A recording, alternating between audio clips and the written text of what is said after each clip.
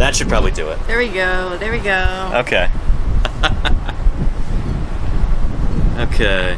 Yes, better. Okay, great. All right, excellent. Hello, everybody. Yeah, hey there, everybody. Let me start that over. My name is Danny Anduza. I'm a dinosaur paleontologist. I'm here trying to do some science outreach on Twitch, and I'm joined today by Laurdee. Yes, I'm Laurdee. I'm from Cooking with Laurdee. Usually I'm cooking in my kitchen, but today I am eating under a dinosaur. Yeah, we're here in Cabazon, California right now.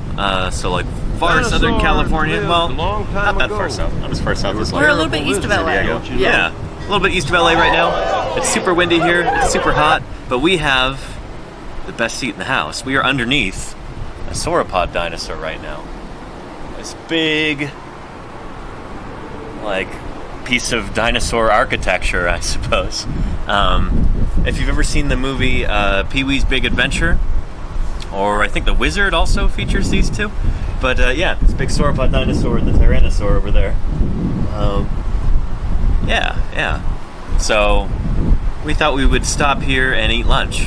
I think it would be appropriate for given the content of this channel. So yeah. I was just typing in the weather command because I want everybody to see what the weather is here. What is the weather here? Oh, and thanks, crew leader. Yeah, this is Maiasaur, the good mother lizard. I designed and printed this. So yeah, I actually might be having these up for sale pretty soon once I get back to Oakland when we're done with this road trip. But yeah. Belinda, thank you so much for the support. We really appreciate the bits. Thanks, Belinda. Holy cow. I appreciate that. Awesome. B-Doc, it's so nice to see you. Yeah. We are having pizza for lunch. Yeah, we are. We're gonna get started with that in a minute. I'm gonna have some more water. Let me know if I should go run and get some more water out of the car or something too. Okay. Yeah. You saw the movie in the theater, Patrick Pirate? That's fun. I should get some more water because we are almost out. Okay. You watch this stuff? I'll be right back. Yeah, definitely. Yes, Belinda, we will take a picture with the dinosaur and post it on our Discord. Just gonna say hi to everybody. Hey, Belinda, how's it going? We've got Mara Space, we've got Sofla, Choo Chooks, it's nice to see you. Juan Pagu, Don Poo, it's so nice to see you. I hope you're having a great day. Airspace Claire, the lovely Claire, so here. Busby, it's great to have you here. Patrick Pirate, Craigery, Kristen, everybody, One-Eyed Jack. Oh my gosh, there's so many people here saying hi today. It's real great to have you guys here. We are going to be having some pizza here. You love my shirt? Thanks, DF. Really appreciate that. Thanks, Danny. Yeah. Let me fill this up to our ice one. So we're nice and cold. Maybe I should give all of the early people just a quick glimpse of the sauropod before we start with lunch. Yeah, if you want to. I think that's appropriate. Yeah. Finish that off if you'd like. Okay.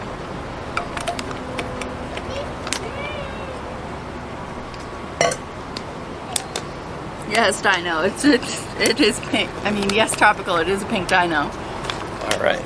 Put this on. Pick this up, and let me show you real quick. These are called the world's largest dinosaurs, and well, they're not real dinosaurs. This is significantly larger than any real dinosaur. But yeah, there we go. Big old sauropod dinosaur. A guy named Claude Bell put these together. Finished them in like the 1980s, right before he died. He was like an architect and a builder. He'd done a lot of stuff for like Knott's Berry Farm. And he owned a restaurant right over there. It was called the Wagon Wheel. And he wanted to bring a bunch of tourists in, so he thought, what better way to do that than make some enormous dinosaurs. So, yeah, this actually used to be able to go up inside of it. I think I've been in it before. Long time ago. The only dinosaur I know of in the world with built-in air conditioning. Right up there. And then we've got this tyrannosaur over here. So these used to be painted kind of some more, I don't know, more subdued colors, just like kind of pale greens. But in recent years, they were under new management, new ownership, and the new owner decided to make them a little bit more flashy, a little bit more eye-catching. they're not particularly accurate to start with, so can't really fault them too much for that. But yeah. Anyway, if you're ever down here, kind of driving between Southern California and Arizona, maybe stop here. It's as good a place as any to stop. How often do you get to eat lunch under a dinosaur? We've got the only table here, by the way. Thank you again, Laurdee, for sitting here while I went to get the pizza. Yeah. It is really hot out right now. It's what, like 96, 97? It says 96 on here. Yeah, it's as good a guess as any. And here's our pizza. So, definitely looking forward to eating that. I've not had lunch yet today. There goes the mic. Michael T. Mayer, thank you so much for the 3 months. We really appreciate that. Yeah, thank you. Support means a lot to us. It's what keeps us going here. It's what keeps pizza on our table. So thank you. Hey, Iocane Powder, it's nice to see you. Didn't Mr. Rogers go into one during an episode? I remember him waving from a dino that looked like that all. Maybe, I'm not sure. Yeah. Huh. Afron, it's nice to see you. Ooh. Tell us about our pizza here. Okay, we got their vegetarian option. Lovely. It has gorgonzola, Ooh. red onion, mushroom, their red sauce, and mozzarella. Very nice. Yeah. Very nice. Excellent choice. You always stop here, Cuban? That's really cool. I've never been here. It is not a dino-sized pizza science. Unfortunately. No, it's... Where's the beef, Tropical? It's bigger than some dinosaurs, for sure. I guess that is true. Not all dinosaurs are large. Oh. Let's give it a shot.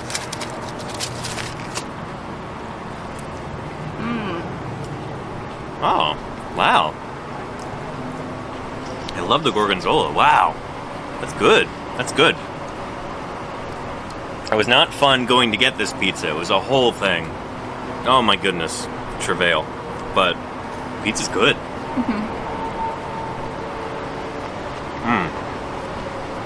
Let me open up chat again.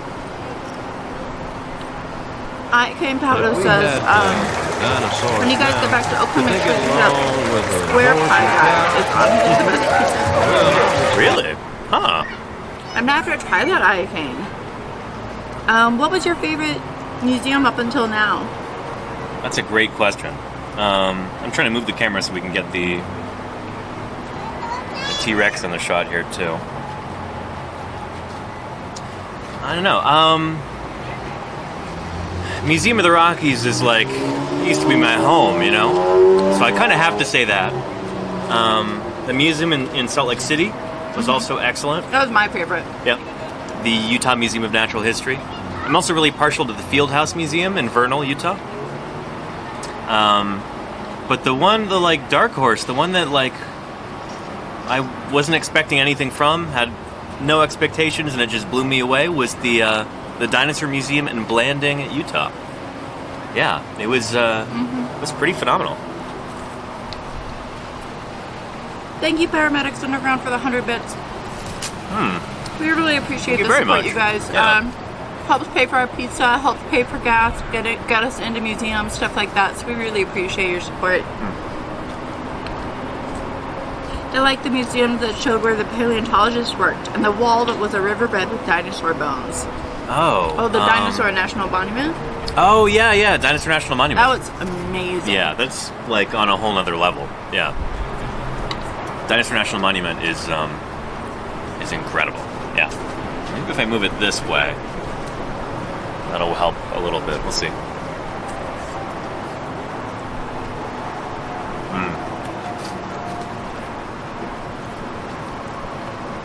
Yeah, those are real mountains in the background, yeah. They're not fake. Imagine making a fake mountain. Oh my god, what did they do to the dinosaur in the background? Look at what they did to my boy. Yeah, I think they changed seasonally now. The T-Rex is painted up like Santa Claus during the winter.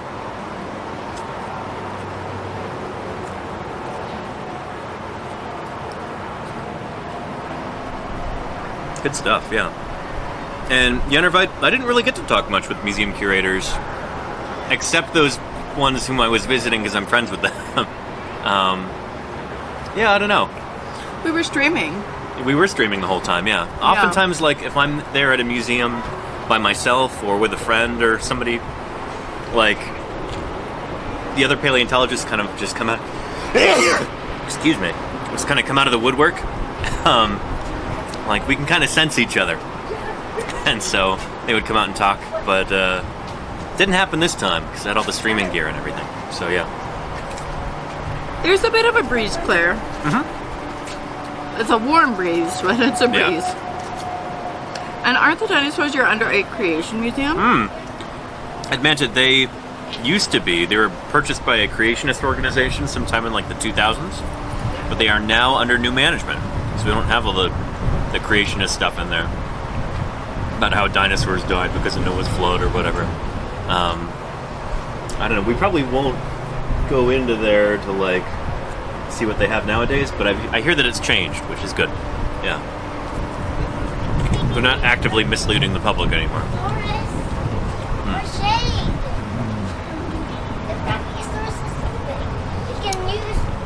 A bit like spiders. Sure, Nafron, yeah, sure. Maybe this is how a real brachiosaurus looks like.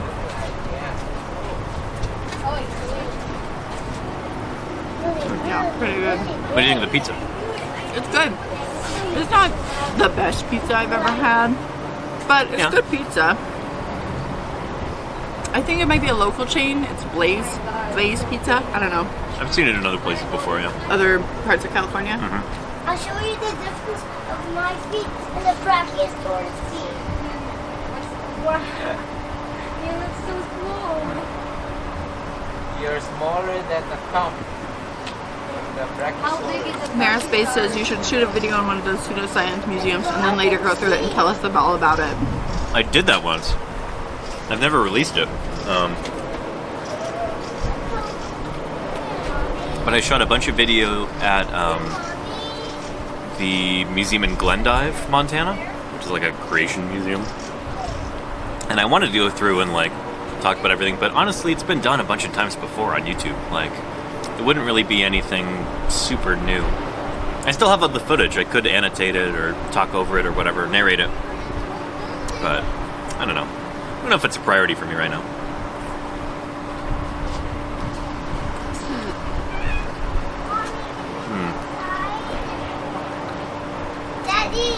Univite says, doesn't the public want to be misled? This is partially why movies and other entertainment are popular. Well, no, I mean, that's the thing. The whole thing, I would argue that part of the big success of Jurassic Park is that it had superficially authentic dinosaurs in it. Like, that was part of what really sold it. That's why you could have suspension of disbelief. Their dinosaurs weren't cartoony monsters or anything like that. They were pretty good back in 1993 and then in a couple of the sequels. But I would argue that, you know, later on, like in the Jurassic World series, they really kind of took a nosedive. Yeah, I don't think people want to be misled, because that's the whole thing about dinosaurs. Dinosaurs are interesting because they're real. They're not monsters or dragons or some sort of fictional creature like that. It's their whole appeal is their authenticity, their realness. And so the more real you can make dinosaurs, the more compelling they are, you know? That's probably one of the reasons why, like, they feel the need to, you know, truss these up with all kinds of goofy colors and stuff nowadays, is because these dinosaurs are way out of date. They're just not compelling anymore in the same way.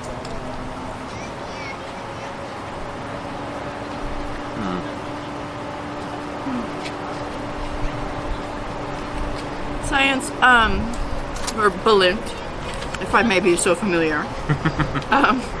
The next stop is LA. Tomorrow we should be doing the museum associated with the La Brea Tar Pits. What's it called? The George C. Page Museum. George C. Page Museum. And then Wednesday we'll be doing the LA Natural History Museum. And we're not sure if we're going to do the La Brea Tar Pits at this point. We'll see. It's closed tomorrow, along with the Los Angeles Museum of Natural History. So, I don't know, it really kind of threw a wrench into our plans. The day that we're there to do it is the day that it's closed. This is how it worked out.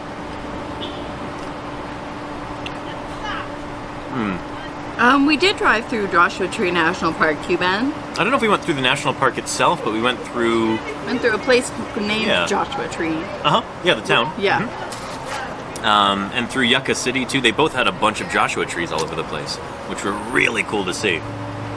But, I don't know, we didn't stop. I don't know, it was really crowded. It's really, really hot outside. I want to do a proper visit to Joshua Tree at some point. This, you know, it wouldn't have felt, I don't know, it would have been too much of a tease, I think.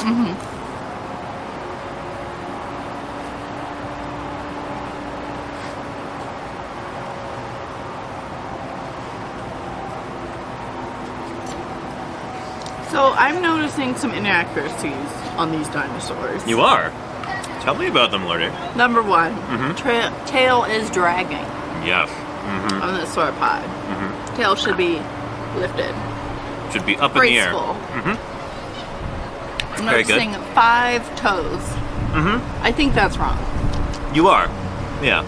We'll talk about that in a bit, yeah. Okay. Very good. Coloring. I have a sneaking suspicion that the shade of pink may not be exactly accurate. If you're going to pick any color, pink is probably not the right one. We still don't know what color these guys were, but I don't know. Yeah. The pink was chosen for other reasons than, you know, believability, I think. Yeah.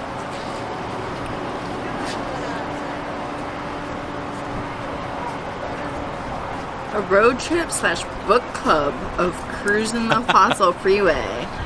Oh, that sounds fun. I mean, no, we just finished up. We're just finishing up a really big dinosaur road trip. Seriously, yeah. Yeah, that'd be cool, but I don't know, it's like, this feels a little derivative. Like, I've met Ray Troll and Kirk Johnson and, like, had conversations with them, and, like, I want to do my own thing, you know? Like, not just do what my colleagues are doing. That would almost feel like fan service or something like that. I don't know, it just feels derivative. I should be doing my own thing, you know? I like the idea, and those are both awesome books. Yeah.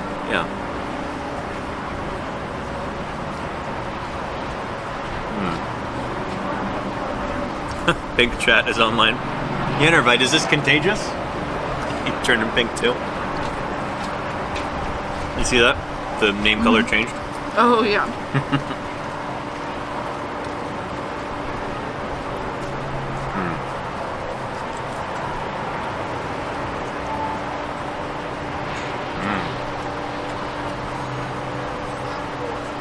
I'm excited to get back and do some cooking. Yeah. In case you guys don't know what I do cooking on Twitch, but what more specifically, I review cookbooks on Twitch. So the cookbook that I'm working through right now is actually from the Twitch headquarters. It's from the chef that cooks for the Twitch employees. And I work through the book for 2 weeks at a time, and I do recipes from the book. We talk about the information in the book, the quality of the recipes, things like that. So when I get back, I'm going to be cooking up some more Twitch food. It's going to be great. Yeah, I'm looking forward to that. Yeah. I might even get to eat some of it. So, yeah, definitely. we'll see. If any of it isn't chock full of meat. I'll schedule a vegetarian day. That would be awesome. Yeah. I've been thinking one of my cookbooks I want to do in the future is a vegetarian cookbook. So that I can learn how to make some new veggie meals. Is there a first dish you're going to do, Laurdee? There is, but I totally forget what it is. I scheduled it like 4 weeks ago and then went on this road trip and totally forgot what my schedule is. I forget what I'm making this week. Recently I made things like fish tacos. I made like carnitas. I made all sorts of stuff. You guys will have to check out my channel. Flintstones pizza, yeah. That was Flintstones vitamins on it? Maybe. Or Flintstones chewable morphine. It's good stuff.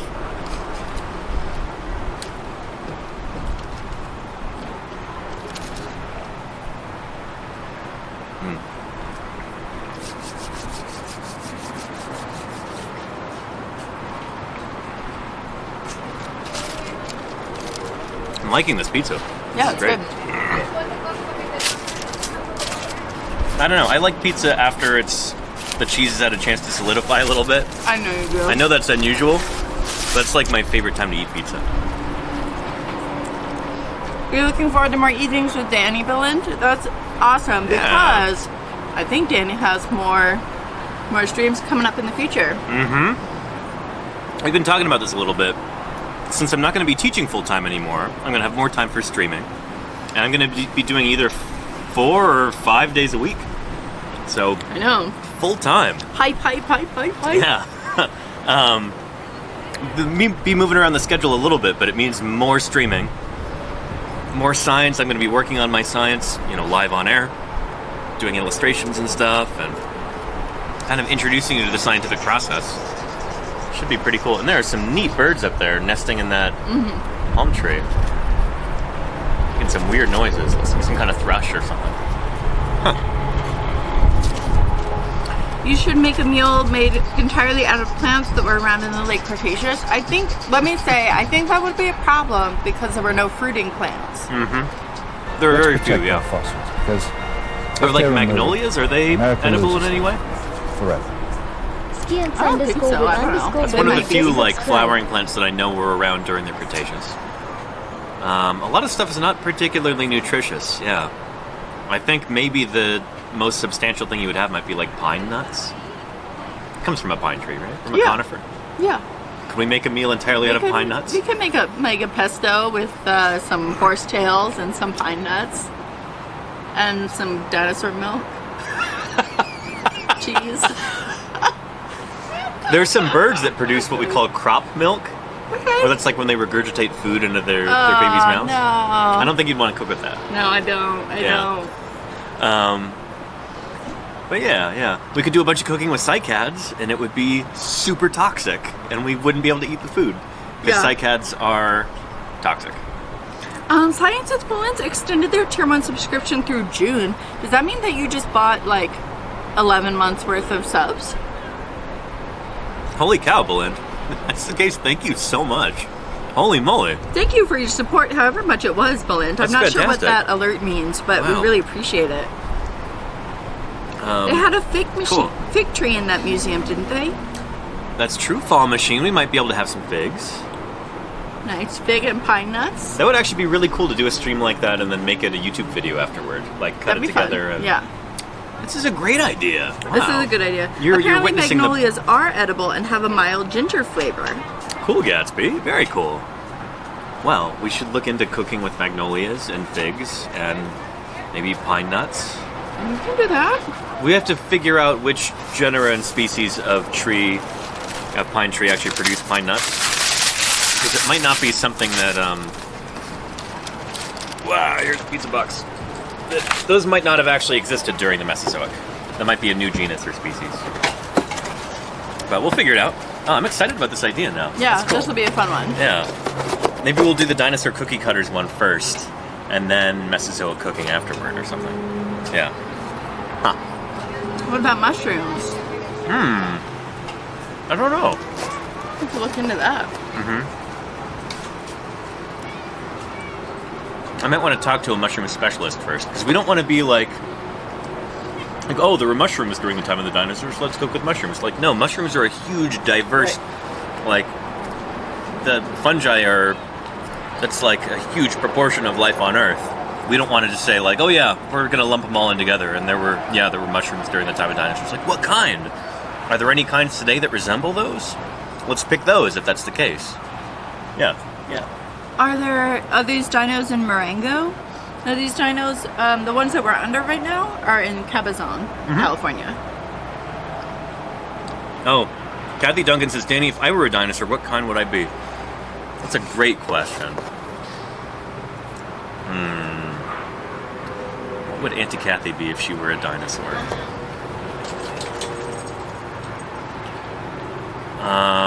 Maybe some kind of hadrosaur with like a big,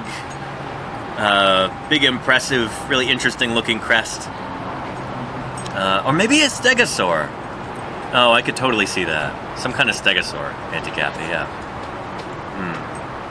Maybe Stegosaurus. Sorry, go ahead. Yeah, go ahead. Is the pizza called Dino Pizza? No, it's not. Balint says, yes, that was a really big, it was like a big sub. So thanks, Balint. We really appreciate it. Thank you, Balint. That's wonderful. Yeah. Do I likely see fungi every day in places I don't notice? Certainly, Enerbite. Yeah. Yeah. Shoot. I wish I knew more about fungi. I want to say that certain kinds of like mildew and mold are... Some of them are fungal in origin, or like some of them are fungi and some of them are from other groups. I think lichens also might be part fungus. Yeah, and I'm sure there are like little mushrooms and stuff like that that you just never think about that you see on a daily basis. Yeah, in the same way that like if you're not really attuned to looking for different flowers or plants or other plants, like you can walk by them 10 times a day and it never crosses your mind, you know? Yeah. That's the cool thing about learning about a new subject in science is that you see the world in a different way. It kind of changes your daily perspective in a way that makes everything more interesting, you know? Yeah. Javasaurus. Synontosaurus? Oh. It's a good choice.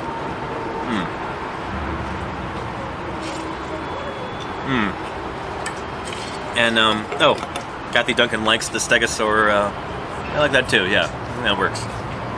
And Tropical want to know, is Cabazon misspelled for Cabazon? I don't know. I think it, like a lot of place names around here, it might be like a kind of a bastardization of a Spanish or like of a native language or something. For indigenous peoples, I'm not sure.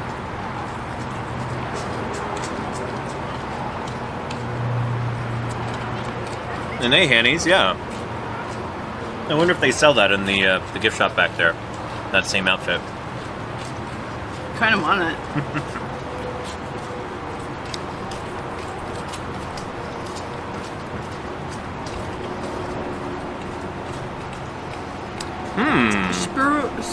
Spirulina shakes.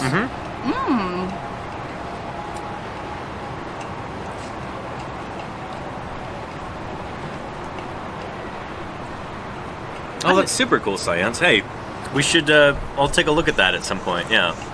Share it with me in the Discord or something, or like send me a link as a whisper. I'll take a look, yeah. Baker's yeast is actually a fungus. There you go. Yeah, Mr. Neotrip. Beautiful example. Known that. I mean, like I do know that, but like. But it didn't cross your mind. Like I said, you encounter fungi every day, and don't even realize it.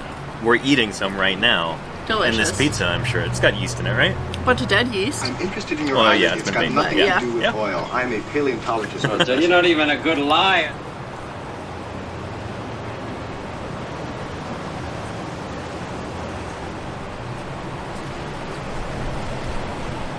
Yeast is not a fungus. Oh, we have a contention. Interesting.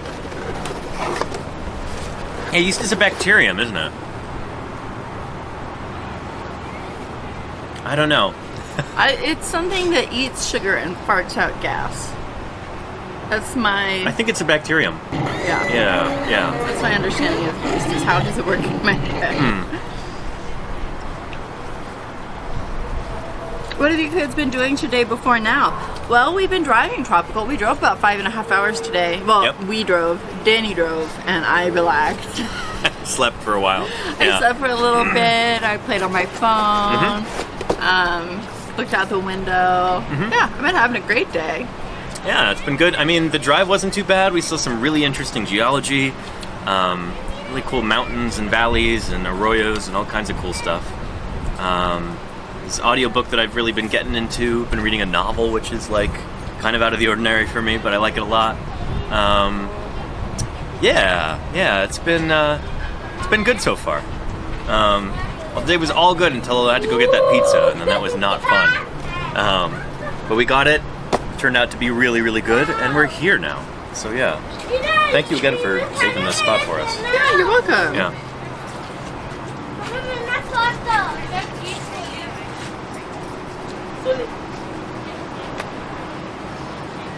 From the wiki, yeast are Single-celled microorganisms classified as members of the fungus kingdom.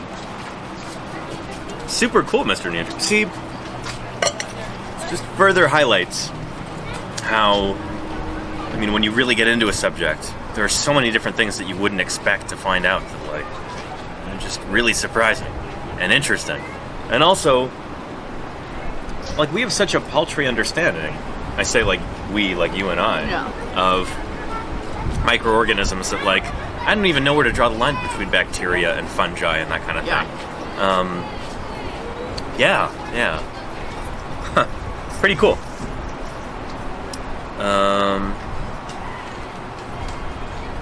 Yeah, in Linux physics, yeah, it's not the longest drive. Going from Colorado to the Grand Canyon, that was a long drive. When did flowers form? Did a dino ever see a flower? Great question, Hannies. Yeah, flowers actually show up about halfway through the age of dinosaurs, in like the early Cretaceous period.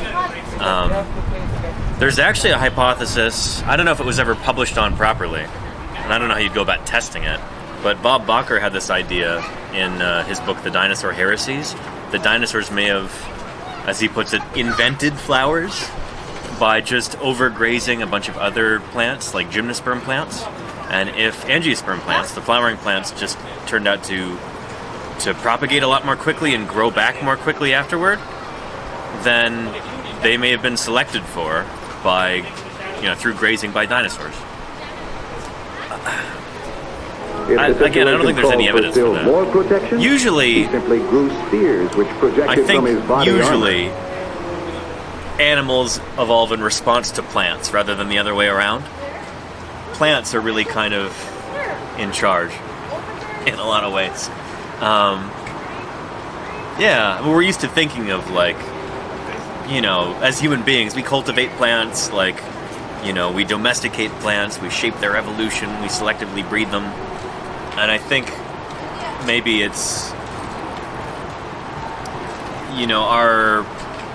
our kind of assumption with this sort of thing is just, oh yeah, animals shape the form and function of plants too. I think it's really the opposite.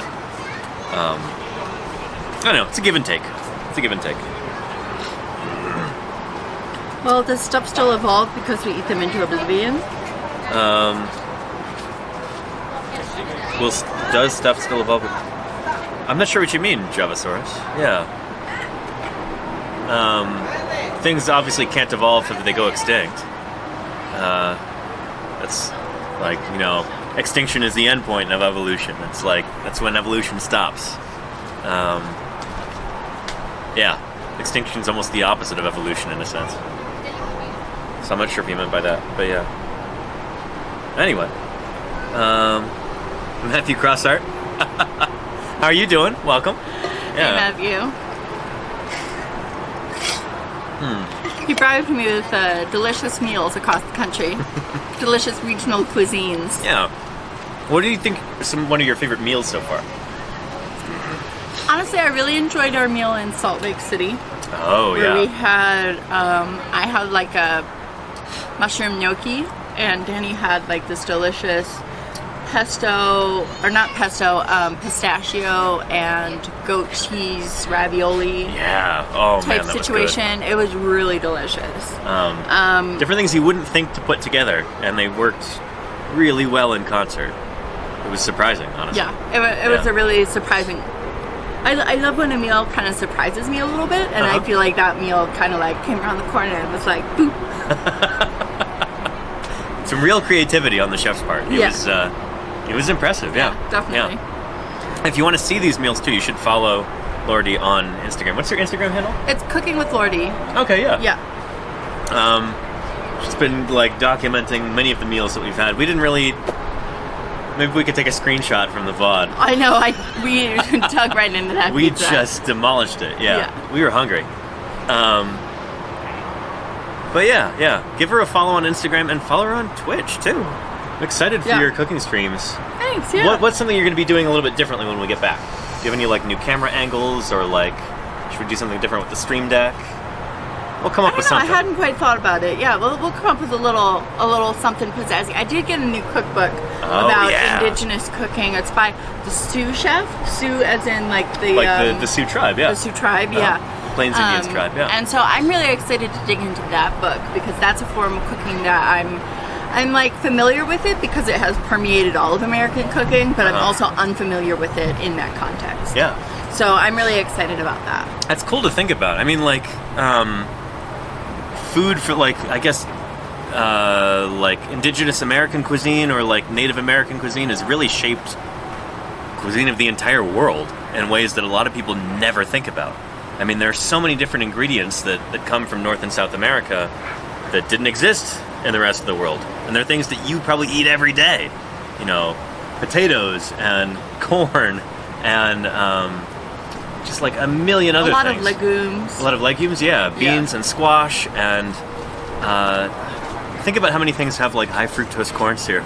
I see these follows coming and I really appreciate it, you guys. Oh, thank you for the follows. Yeah. Appreciate that. Yeah, yeah. Yeah, tomatoes are not native to Italy. Are tomatoes from the New World? I believe that they are. I was going to say that, but then I was like second guess myself, but I'm pretty sure that they are. Oh, there's a big old lizard over there. Who is that? Just walking across the path, kind of slowly. Is there evidence of dino shapes defined by the plants in the area, like finch beaks? We don't really have that firm a grasp on dinosaur diet to be able to tell that kind of thing yet. Yeah. And it's funny, the dinosaurs with beaks are probably the ones that we understand the least about what they were eating. Because dinosaur teeth are really our prime clue for figuring out what dinosaurs were feeding on. So yeah, if you don't have teeth, it's like we don't have those clues. So like ornithomimosaurs, the ostrich dinosaurs, we still don't really know what they were eating. Like, is it mostly plants? Are they eating small animals like lizards and mammals and frogs? Are they doing some combination of the two? Are they doing something that we don't even really realize yet?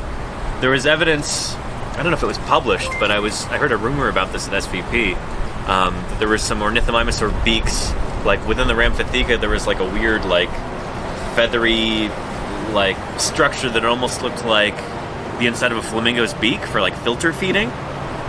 Maybe ornithomimosaurs did that. Maybe it was just that particular taxon that did that. We don't know. Yeah.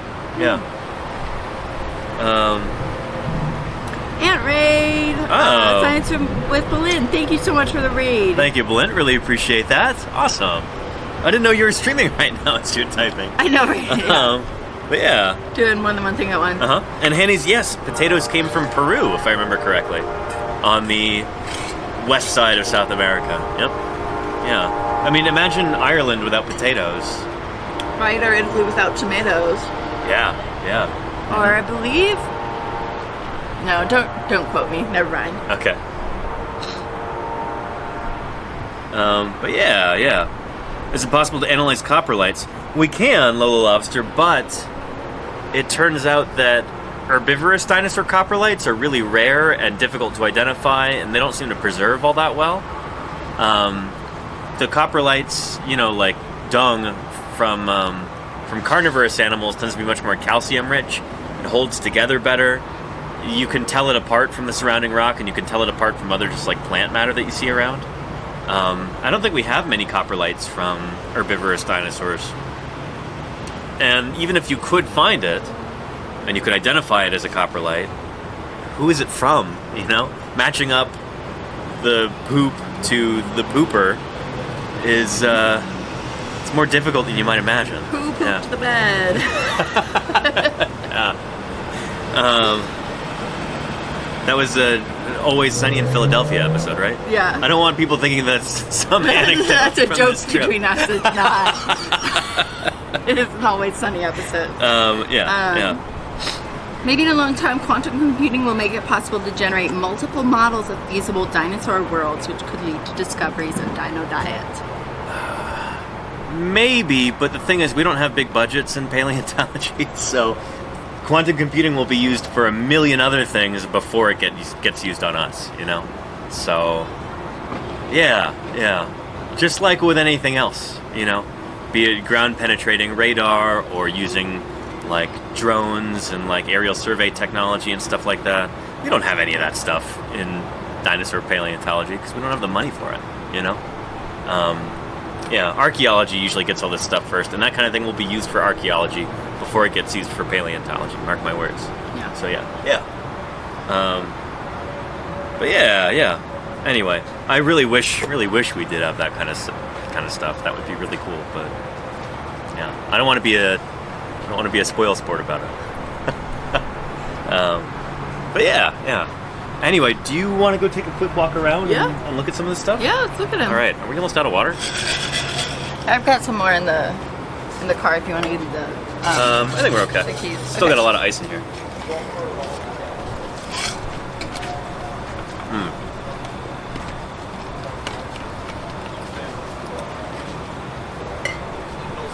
At Paleo, were dinosaurs a childhood obsession? For certain. You know, I've heard before from people who knew me when I was very young that I basically decided I wanted to be a paleontologist pretty much the moment I realized I couldn't grow up to be a dinosaur. So I just did the next best thing, you know? Okay. Here we are, going mobile right now. So again, for anybody who just got here recently, we are in Cabazon, California. Let's see if she can figure this out. Don't put your phone in there. Okay. There we go. We're in Cabazon, California right now, by what are often called the world's largest dinosaurs. We've got this big sauropod behind us, colloquially known as Brontosaurus. We would now call it Patasaurus. It's been painted this in a Pepto-Bismol pink recently, because these guys are now under new ownership, new management. Yeah, let me adjust this a little bit. Hopefully we don't lose the signal. There we go. And over there is big Tyrannosaurus. Let's go take a look at that. Pretty cool. How are we doing with chat? Sorry, I put my phone in my pocket. I don't have... Good. Okay, cool. Let's check that out. So who, let's do like a popcorn style feedback thing right now. Who here can tell me what's wrong with this T-Rex depiction? You do?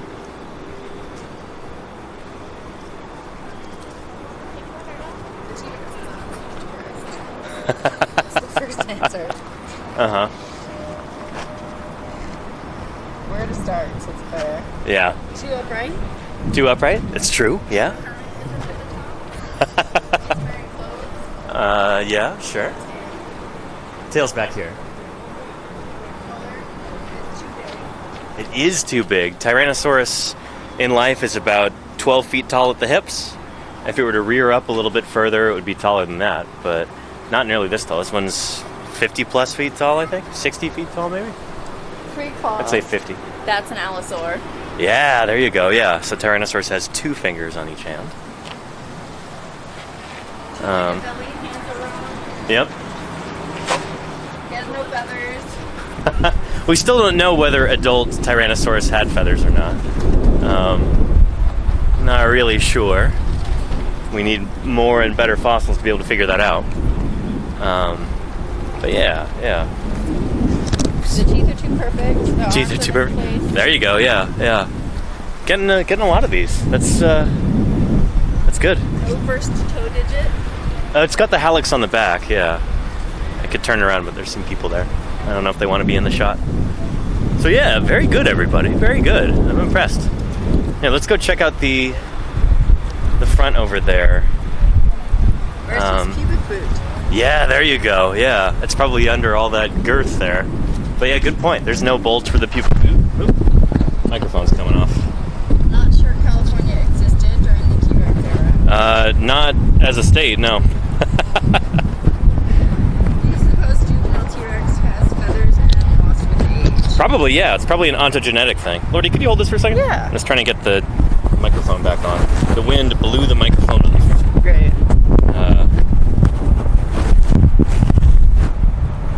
There we go. That should do it for now.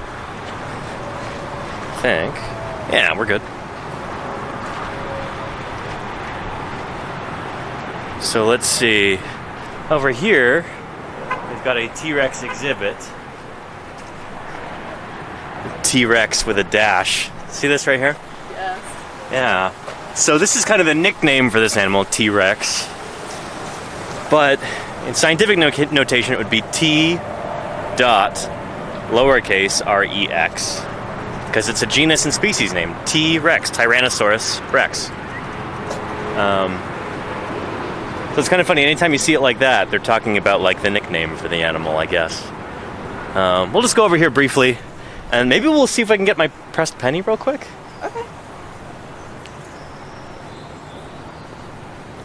But this is what used to be like the Creation Museum over here.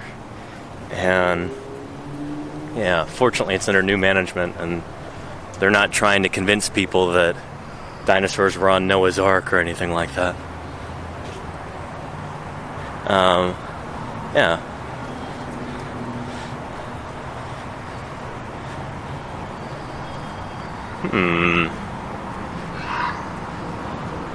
Not sure what's going on behind that fence there.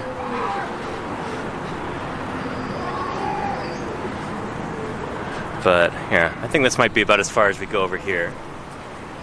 After the broadcast, I'll come back and get those pressed pennies. But yeah. That's pretty goofy looking there. Look at his teeth. My goodness. Yeah, not the greatest. Anyway, I won't come back over here.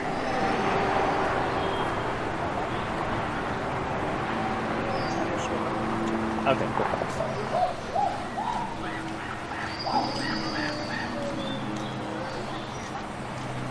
I've never actually been in there. I'm not really sure what's going on in that area. It's really these over here that are the draw. So these are actually buildings. I don't know if that's immediately obvious, but there's a window on the starboard side of that Tyrannosaur there. And there's a stairwell that actually goes up its torso, up its neck, and then into the head. It's not as big as they show in Pee-wee's Big Adventure, if you've seen that scene. But the room inside the sauropod is much, much bigger.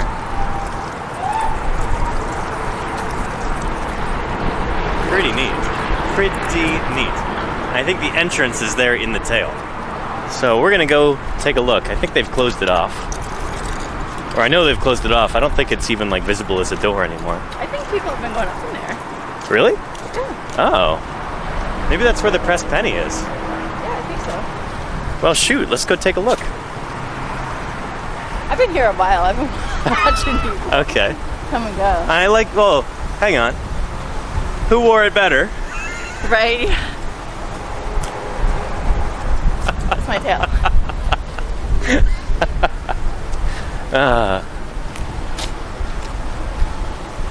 Oh, very cool.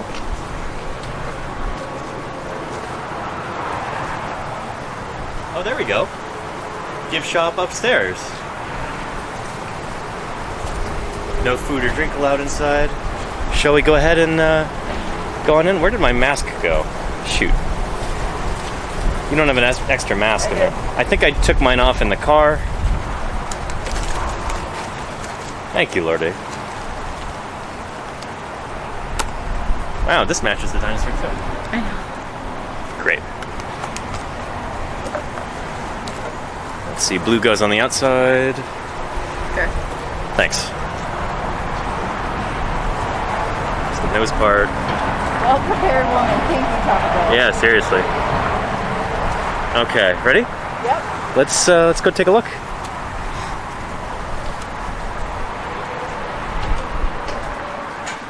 Very cool. Wow, we are inside a sauropod dinosaur right now.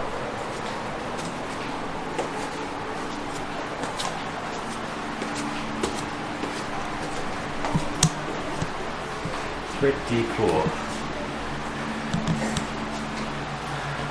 Wow, I think this was closed the last time I was here, and I never actually got to go inside. Very neat. All kinds of dinosaur paraphernalia. You don't see the penny machine? I might be over at the museum area.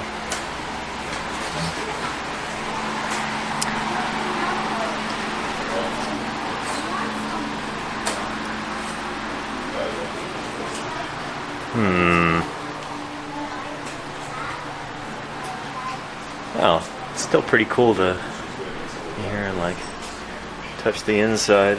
Look at this rebar here. It's substantial.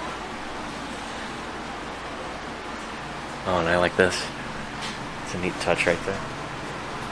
Cro-Magnon man. 30,000 years ago.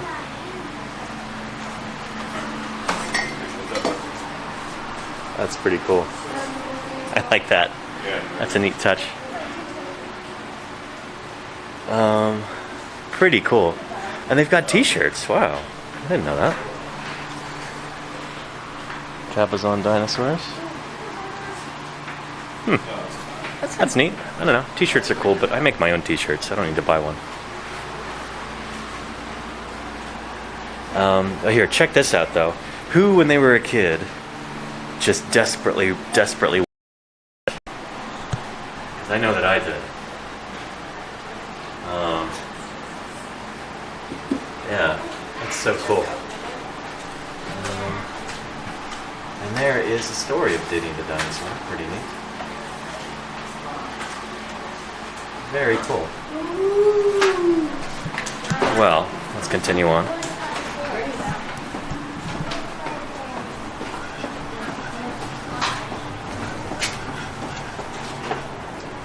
Oh, neat. This is about the creator, Claude Bell. Right there. Very cool. Well,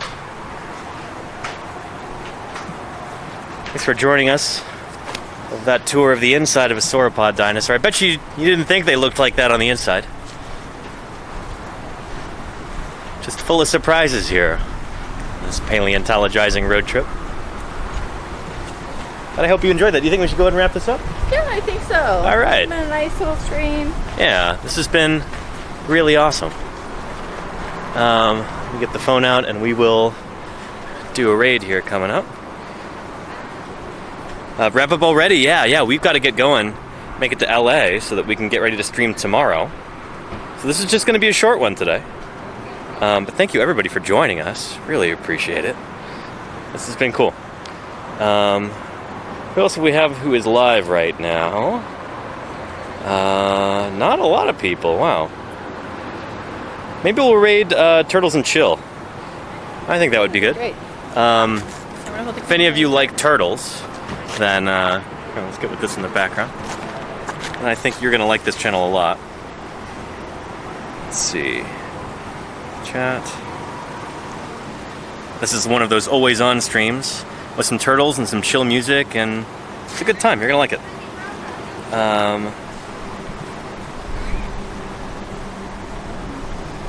Turtles and Chill, and I even spelled it right. Turtles and Chill, not Turtles and Chili. But yeah, thanks, laurdee. Yeah. So everybody, I hope you enjoyed. We made it back to California.